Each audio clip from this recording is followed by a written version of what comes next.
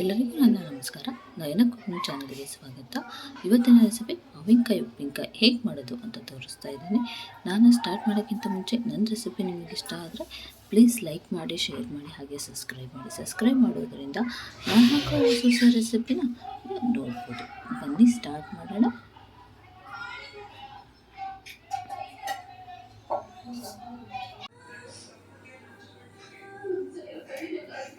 ಇಲ್ಲಿ ನಾನು 1 kg ಮಾವಿನಕಾಯಿನ ತೊಗೊಂಡಿದ್ದೀನಿ. ಈ ಥರ ಚಿಕ್ಕ ಚಿಕ್ಕ ಪೀಸ್ ಮಾಡಿ ಇಟ್ಕೊಂಡಿದ್ದೀನಿ. ಮಾವಿನಕಾಯಿನ ತೊಳೆದು ನೀಟಾಗಿ ಒರೆಸ್ಬೇಕು. ಒಂದು ಸ್ವಲ್ಪ ನೀರಿಡಬಾರ್ದು, ನೀರಿದ್ರೆ ಉಪ್ಪಿನಕಾಯಿ ಕೆಟ್ಟೋಗ್ಬಿಡುತ್ತೆ. ಈ ಥರ ಚಿಕ್ಕ ಚಿಕ್ಕದಾಗಿ ಪೀಸ್ ಮಾಡಿ ಇಟ್ಕೋಬೇಕು. ಎಲ್ಲ 1 kg ಅಷ್ಟಿದೆ ಮಾವಿನಕಾಯಿದು.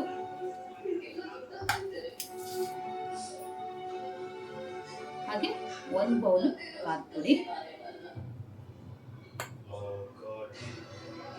2 ಸ್ಪೂನು ಅರಿಶಿಣದ ಪುಡಿ, ಅರ್ಧ ಬೌಲು ಬೆಳ್ಳುಳ್ಳಿನ ಸಿಪ್ಪೆ ತೆಗೆದು ಇಟ್ಕೊಂಡಿದ್ದೀನಿ.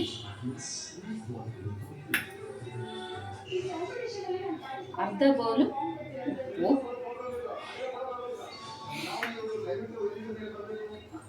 ಅರ್ಧ ಬೌಲು ಜೀರಿಗೆ,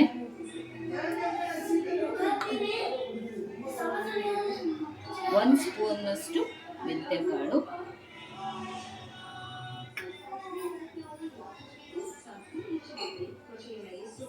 ಒಂದು ಸಣ್ಣ ಟೀ ಲೋಟದಲ್ಲಿ ಸಕ್ಕರೆ ತಗೊಂಡಿದ್ದೀನಿ. ಬೇಡ ಅಂದರೆ ಇದನ್ನ ಸ್ಕಿಪ್ ಮಾಡ್ಬೋದು, ಇದು ಆಪ್ಷನಲ್ಲು. ಒಗ್ಗರಣೆಗೆ ಸಾಸಿವೆ,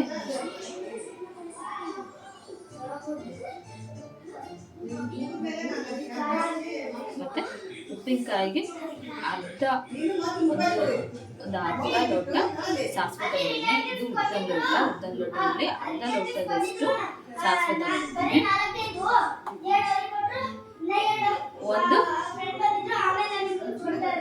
ಒಂದು ಬೌಲು 1 ಲೋಟದಷ್ಟು ಎಣ್ಣೆ,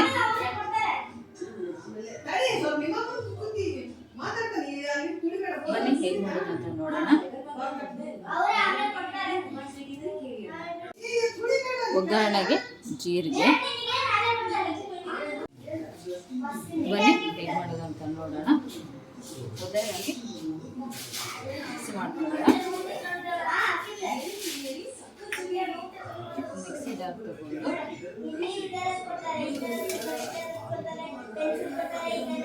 ಇದಕ್ಕೆ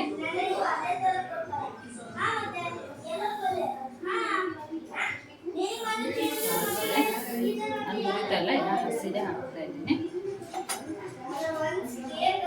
ಹಾಗೆ 1 ಸ್ಪೂನ್ ಅಷ್ಟು ಮೆಂತ್ಯಕಾಳು, ಜೀರಿಗೆ ಇಷ್ಟು ಹಾಕಿ ಪೌಡ್ರ್ ಮಾಡ್ಕೊಂಡು ಬರಬೇಕು ನೈಸಾಗಿ. ಇದನ್ನು ನಾನು ಪೌಡ್ರ್ ಮಾಡ್ಕೊಂಡು ಬರ್ತೀನಿ. ನೀವೇನು ಹಾಕಬಾರ್ದು, ಡ್ರೈ ಆಗಿ ಪೌಡ್ರ್ ಮಾಡಬೇಕು.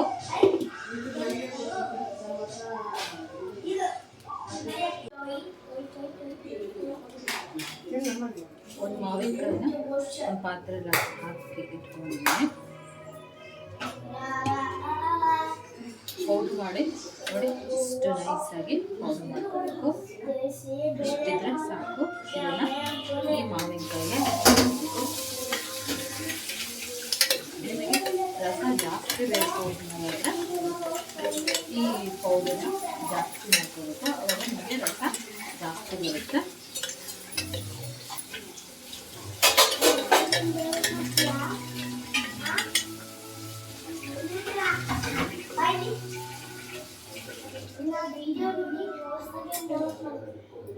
ಇದಕ್ಕೆ ಖಾರದ ಪುಡಿ, ಅರಿಶಿಣದ ಪುಡಿ,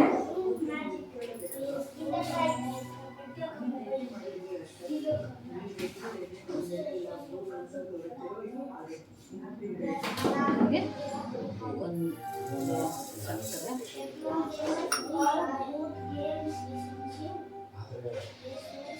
ಹಾಗೆ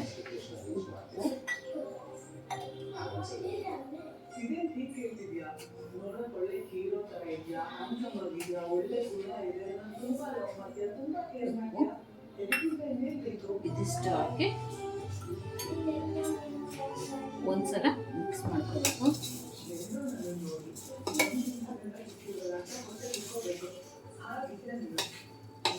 ನೋಡಿ ಈ ಥರ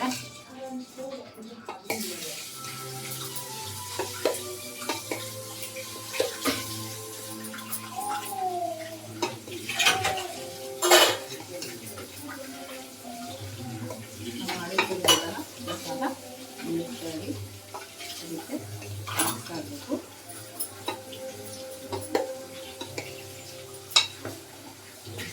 ಇದು ಮೇಲೋಗಿ ಇರುತ್ತೆ ನಮಗೆ. ಉಪ್ಪು ಸಕ್ಕರೆ ಎಲ್ಲ ಹಾಕಿರ್ತೀವಲ್ಲ, ಸೊ ಒಂದು 3 ತಾಸು ಹಾಕಿದ್ರೆ ಇದು ನೀರು ಬಿಟ್ಕೊಳುತ್ತೆ.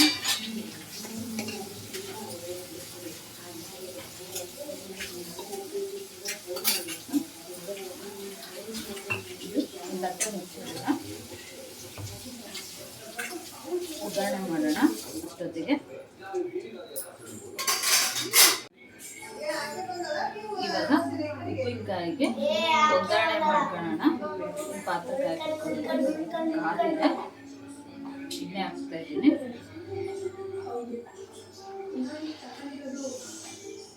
ಉಪ್ಪಿನಕಾಯಿಗೆ ಜಾಸ್ತಿ ಎಣ್ಣೆ ಬೇಕು.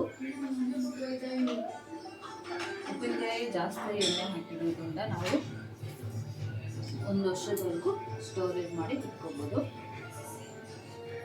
ಇಲ್ಲಾಂದರೆ ನೀವು ಸ್ವಲ್ಪ ಸ್ವಲ್ಪ ಒಂದು ತಿಂಗಳಿಗೆ ಒಂದು 15 ದಿನಕ್ಕೆ ಒಂದು ಹೋಟ್ಲಲ್ಲಿ ಕಲಿತು ಸ್ವಲ್ಪ ಮಾತ್ರ ಎಣ್ಣೆ ಉಪಯೋಗಿಸ್ಬಿಟ್ಟು ಒಗ್ಗರಣೆ ಹಾಕ್ಕೊಂಡು ಇಟ್ಕೋಬೋದು.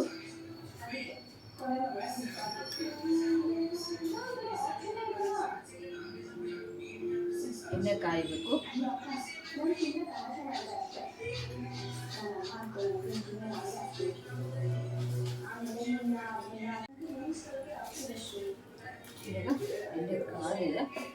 ಅದಕ್ಕೆ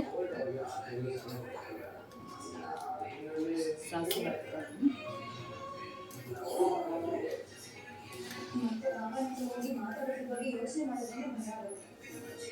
2 ಸ್ಪೂನಷ್ಟು ಸಾಸಿವೆ,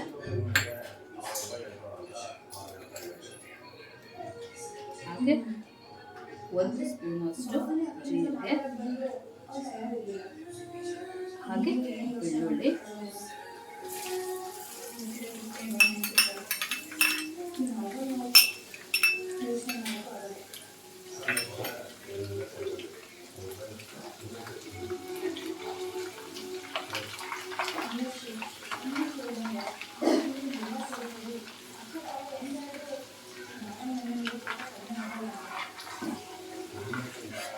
ಇದು ಒಗ್ಗರಣೆ ತಣ್ಣಗಾಗಬೇಕು.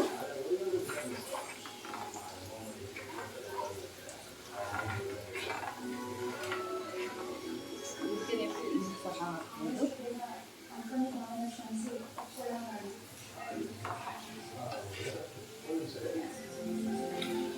ಇದು ಇವಾಗ ಆಗಿದೆ, ಆಫ್ ಮಾಡ್ತಾ ಇದ್ದೀನಿ. ಇದು ಕಂಪ್ಲೀಟಾಗಿ ತಣ್ಣಗಾಗಬೇಕು. ತಣ್ಣಗಾದ್ಮೇಲೆ ಉಪ್ಪಿನಕಾಯಿ ಕಲಿಸಿರ್ತೀವಲ್ಲ ಅದಕ್ಕೆ ಹಾಕಬೇಕು, ಇಲ್ಲಾಂದರೆ ಕೆಟ್ಟೋಗ್ಬಿಡುತ್ತೆ ಬಿಸಿಲು ಹಾಕಿದ್ರೆ. ಸೊ ಇದು ಇವಾಗ ಕಂಪ್ಲೀಟಾಗಿ ಆರೋದಕ್ಕೆ ಬಿಡೋಣ. ಆಫ್ ಮಾಡಿದ್ದೀನಿ. ನೋಡಿ ಇದು ಇವಾಗ ಕಂಪ್ಲೀಟಾಗಿ ಆರಿದೆ. ಇದನ್ನು ಮಾಡಿಟ್ಟಿರುವಂತಹ ಉಪ್ಪಿನಕಾಯಿಗೆ ಹಾಕೋಣ. ನೋಡಿ ಉಪ್ಪಿನಕಾಯಿಗೆ ಹಾಕಿ ಕಲಸೋಣ.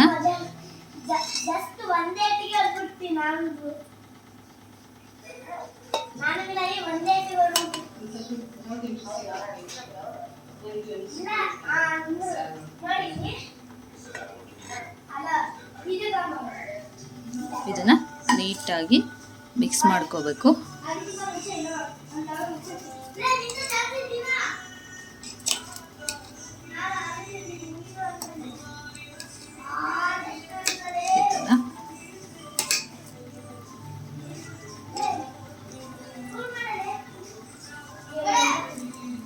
ಇದು ನೆನೆಬೇಕು.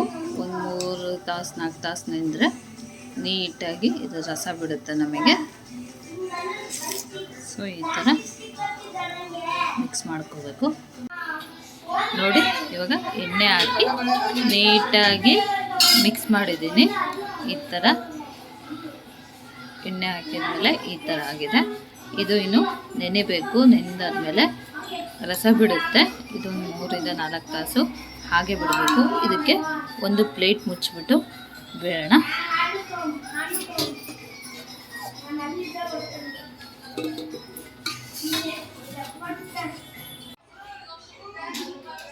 ನೋಡಿ ಇವಾಗ ಇದು ಚೆನ್ನಾಗಿ ನೆಂದು ರಸ ಬಿಟ್ಟಿದೆ.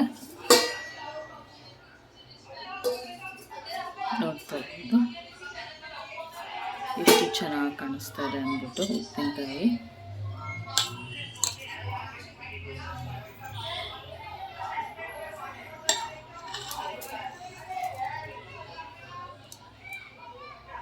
ನೋಡಿ ರಸ ಎಲ್ಲ ಬಿಟ್ಟಿದೆ. ಈ ಥರ ಎಣ್ಣೆ ನೋಡಿ ಎಷ್ಟು ಕೆಂಪಿಗೆ ಎಷ್ಟು ಚೆನ್ನಾಗಿ ಬಂದಿದೆ ಅಂದ್ಬಿಟ್ಟು. ಸೂಪರಾಗಿ ಬಂದಿದೆ. ತುಂಬಾ ರುಚಿಯಾಗಿರುತ್ತೆ, ತುಂಬಾ ಟೇಸ್ಟಿಯಾಗಿ ಸಹ ಇರುತ್ತೆ ಈ ಉಪ್ಪಿನಕಾಯಿ, ಮಾವಿನಕಾಯಿ ಉಪ್ಪಿನಕಾಯಿ. ಇದನ್ನು ಇವಾಗ ಒಂದು ಬಾಟ್ಲಲ್ಲಿ ಸ್ಟೋರೇಜ್ ಮಾಡಿ ಇಟ್ಕೊಳ್ಳೋಣ. ನೋಡಿ ಇವಾಗ ಬಾಟ್ಲಿಗೆ ಹಾಕ್ತಾಯಿದ್ದೀನಿ. ಈ ಬಾಟ್ಲು ಯಾವಾಗಲೂ ಸ್ಟೋರೇಜ್ ಮಾಡೋ ಬಾಟ್ಲು ವಾಸನೆ ಇರಬಾರ್ದು, ನೀಟಾಗಿ ತೊಳೆದು ಇಟ್ಟಿರಬೇಕು.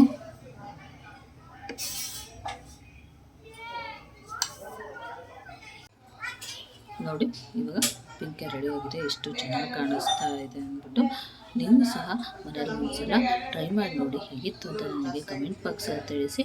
ನನ್ನ ರೆಸಿಪಿ ನಿಮಗೆ ಇಷ್ಟ ಆದರೆ ಪ್ಲೀಸ್ ಲೈಕ್ ಮಾಡಿ, ಶೇರ್ ಮಾಡಿ, ಹಾಗೆ ಸಬ್ಸ್ಕ್ರೈಬ್ ಮಾಡಿ. ಸಬ್ಸ್ಕ್ರೈಬ್ ಮಾಡೋದ್ರಿಂದ ನಾನು ಹಾಕುವ ಹೊಸ ಹೊಸ ರೆಸಿಪಿನ ನೀವು ನೋಡ್ಬೋದು.